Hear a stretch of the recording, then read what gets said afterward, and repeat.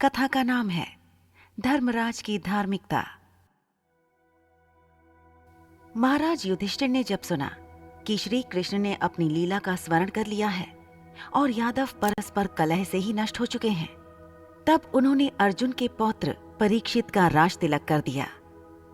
स्वयं सब वस्त्र एवं आभूषण उतार दिए, मौन व्रत लेकर केश खोले, सन्यास लेकर वे राजभवन से निकले और उत्तर दिशा की ओर चल पड़े।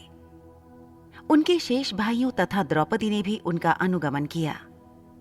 धर्मराज युधिष्ठिर ने सब माया मोह त्याग दिया था।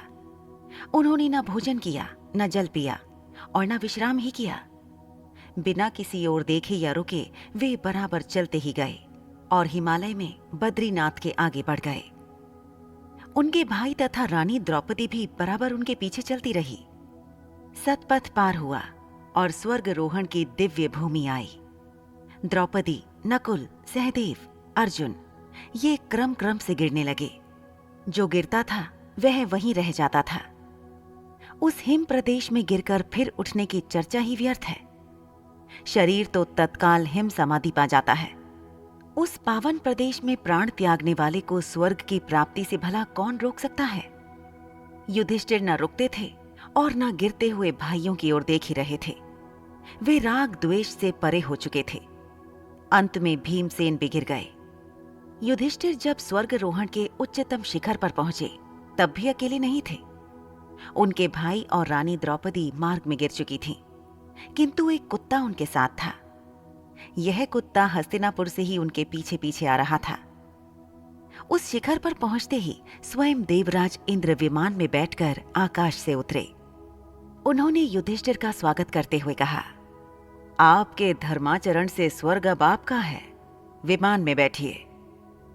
युधिष्ठिर ने अब अपने भाइयों तथा द्रौपदी को भी स्वर्ग ले जाने की प्रार्थना की। देवराज ने बताया, वे पहले ही वहां पहुंच गए हैं। युधिष्ठिर ने दूसरी प्रार्थना की, इस कुत्ते को भी विमान में बैठा लें। इंद्र बोले, आप धर्मज्ञ होकर ऐसी बात क्यों करते हैं? स्वर्ग में कुत्ते का प्रवेश कैसे हो सकता है?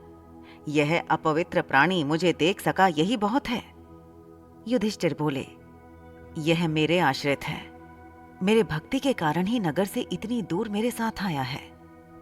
आश्रित का त्याग अधर्म है।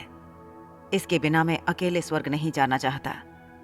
इंद्र बोले, राजन, स्वर्ग की प्राप्ति पुण्यों के फल से होती है। यह पुण्यात्मा ही होता तो अधर्म योनि में क्यों जन्म लेता? युधिष्ठिर बोले, मैं अपना आधा पुण्य इसे अर्पित करता हूं। धन्य हो युधिष्ठिर तुम। मैं तुम पर अत्यंत प्रसन्न हूं।